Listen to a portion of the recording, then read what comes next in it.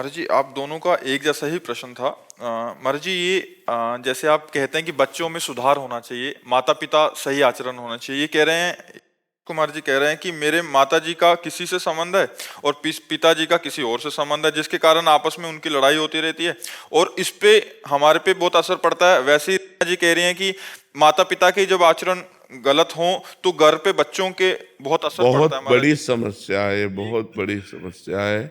और आप लोग अपने को संभालिए। किसका प्रश्न है?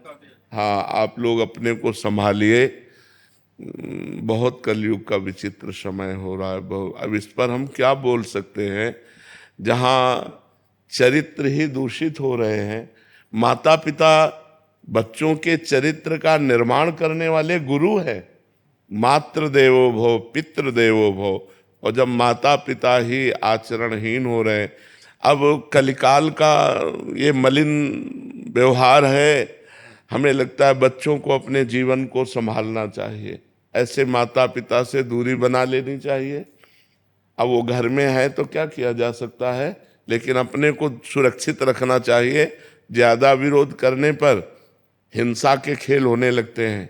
तो मुझे लगता है कि हिंसा ना करके, अपने जीवन को पाप में न डाल करके, उनके आचरणों की उपेक्षा करके अपने जीवन को बचाना चाहिए। इसी कारण मैंने 2 बार मतलब काफी बार माता पिता पे हाथ उठा दिया। वही तो मतलब, हिंसात्मक प्रवृत्ति ना करे, चुपचाप शांत अपने जीवन को।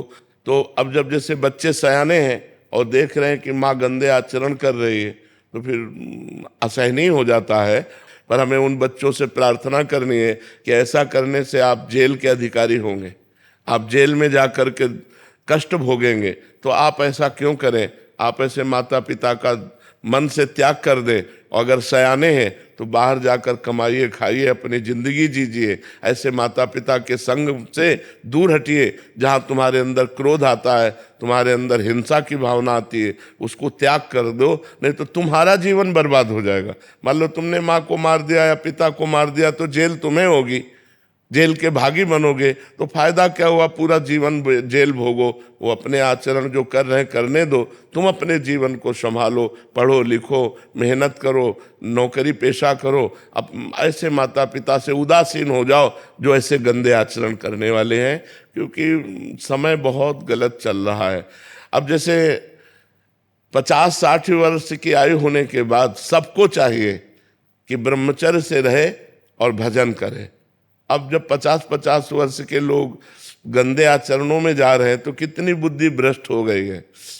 22 वर्ष तक ब्रह्मचर्य रहे और उधर 50 वर्ष के बाद ब्रह्मचर्य प्रारंभ कर दे, बीच में गृहस्थ आश्रम का प्रयोग करे, तो वो जीवन मोक्ष का अधिकारी हो जाता है। अब 22 वर्ष के पहले ही बच्चे व्यभिचार में उतर गए और 50 वर्ष के बाद वाले व्यभिचार में, तो मोक्ष और परमात्मा प्राप्ति और भगवत भजन, ये तो सब बहुत दूर की बातें हो गई। तो हम बच्चों तुमसे प्रार्थना करते हैं कि तुम अपने जीवन को संभालो, कभी हाथ मत उठाना, उन्हें मारना नहीं, तुम दूर हो जाओ, नौकरी पेशा करो, व्यापार करो, अपने जीवन को जियो। उनको मतलब मारना नहीं, कभी उनकी हिंसा मत करना, और वो तुम्हारे समझाने से समझेंगे नहीं। जैसे कहते हैं ना, बूढ़ा तोता राम राम नहीं बोलता।